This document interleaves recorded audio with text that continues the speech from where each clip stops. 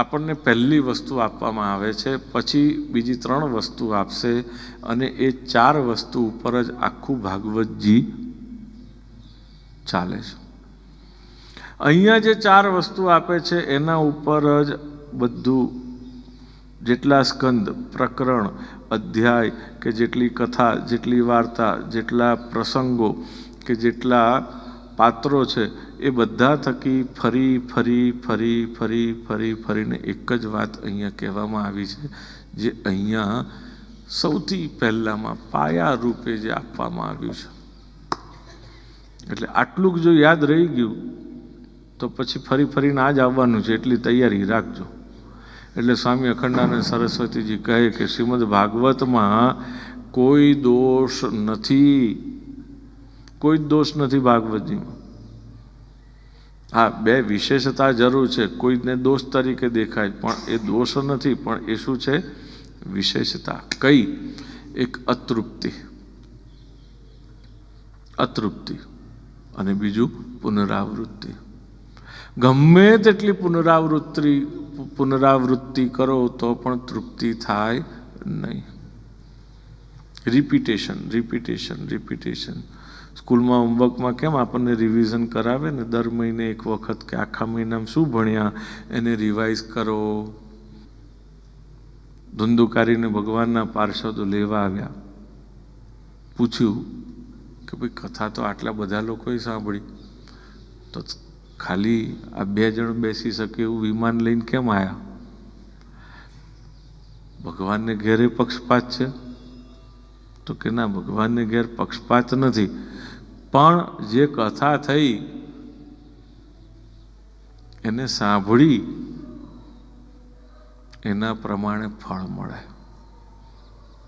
તમે કેટલું દ્રવ્ય ખર્ચ્યું એના પ્રમાણમાં ફળ ન હોય, યાદ રાખજો. કેટલા પૈસા ખર્ચ્યા એ પ્રમાણે તમને તમારા યજ્ઞનું કે કર્મનું ફળ મળે નહીં. ફળ કેટલાનું મળે? તો કે તમે શ્રદ્ધા કેટલી વાપરી. એમ અહીંયા કહે છે કે શ્રવણમ તુ કૃતમ સર્વૈર, શ્રવણસ્ય વિભેદેન ફલભેદોત્ર સંસ્થિતઃ, શ્રવણમ તુ કૃતમ સર્વૈર ન તથા મનનમ કૃતમ. શ્રવણના ભેદને કારણે ફલનો ભેદ ઉપસ્થિત થયો છે. બોલે એટલે તો કે શ્રવણ બધાએ કર્યું પણ મનન કોઈએ કર્યું નથી. એટલે શ્રવણ કરો પછી મનન કરવું પડે. મનન કરશો તો જ કૃષ્ણ ક્યારે મળ્યા? રૂકમિણીને કૃષ્ણ ક્યારે મળ્યા? સીધા મળી ગયા હતા?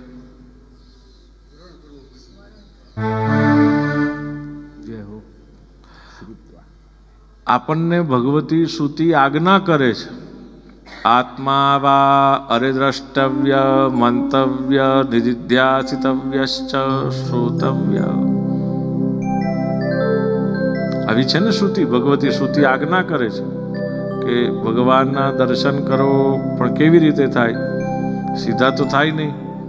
એટલે શું કરવાનું? બોલે પહેલા શ્રવણ, પછી મનન, પછી ધ્યાન અને પછી છેલ્લે દર્શન. પણ આ કેવી રીતે સિદ્ધ થાય? તો એ કોણે શીખવાડ્યું? પ્રેક્ટિકલી આપણને પ્રયોગાત્મક રૂપે કરીને કોણે શીખવાડ્યું? રૂકમિણીએ.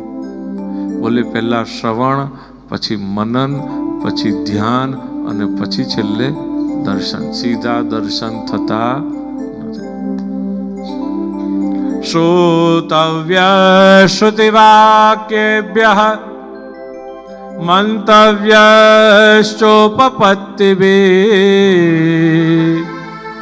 મત્વાચ સતતં ધ્યેયં એતે દર્શન હેતવઃ. આ દર્શનનો હેતુ છે. દર્શનના આ પ્રકાર છે. સીધા દર્શન થતા નથી. પહેલા શ્રવણ, પછી મનન, પછી ધ્યાન અને પછી છેલ્લે દર્શન. રૂકમિણી આપણને આ પ્રકારે પ્રાપ્ત કરી અને પછી શીખવાડે પોતાના આચરણથી.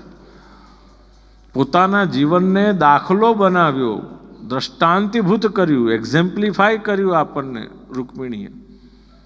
ત્યારે આપણને ખબર પડે કે ભગવતી શ્રુતિ શું આજ્ઞા કરે છે, એ કૃષ્ણ કેવી રીતે મળે અને એ ક્યાં મળશે, તો કે ભાગવતજી થકી મળશે. અને એટલા જ માટે ભાગવતજીના મહાત્મ્યમાં પહેલી જ વાત કરે છે, પ્રશ્નોની રજૂઆત પછી પહેલો જ વાત, તસ્માદ એતસ્માન પરઃ કિંચિન મનઃશુદ્ધ્યૈ ન વિદ્યતે. ચિત્ત શુદ્ધિનો ઉપાય આનાથી બીજો કોઈ મળશે નહીં. કેમ ચિત્ત શુદ્ધિ? તો કે ભાગવત થકી શું કરવાનું છે આપણને પહેલા જ બતાવ્યું. મનરૂપી કન્યાને કૃષ્ણ સાથે વરાવવાની છે, એટલે કે ભગવાનને હૃદયમાં પધરાવવાના છે. પણ એ ભગવાન હૃદયમાં પધારે ક્યારે? કે હૃદય શુદ્ધ હોય તો. હૃદયમાં બીજું કોઈ જગ્યા ઘર કરીને રહેલું હોય પહેલેથી, એ નીકળે નહીં ત્યાં સુધી ભગવાન એનો જે માલિક છે તે આવે ક્યાંથી? તો ભગવાનને પધરાવવા માટે આપણે એ ઘરમાં જે રહેતું હોય એ લોકોને કાઢવા તો પડે ને, ખાલી તો કરવું પડે ને, એને ચોખ્ખું તો કરવું પડે ને, સાફ સફાઈ તો કરવી પડે ને. તમારી પાસે પ્રોપર્ટી હોય ને તમારે ભાડે ચડાવવાની હોય તો એમને એમ ચડી જાય? ચડે એમને? બધું ચોખ્ખું રાખવું પડે, એમને એમ ના થાય. તો શું કરવાનું છે આપણે બધાએ?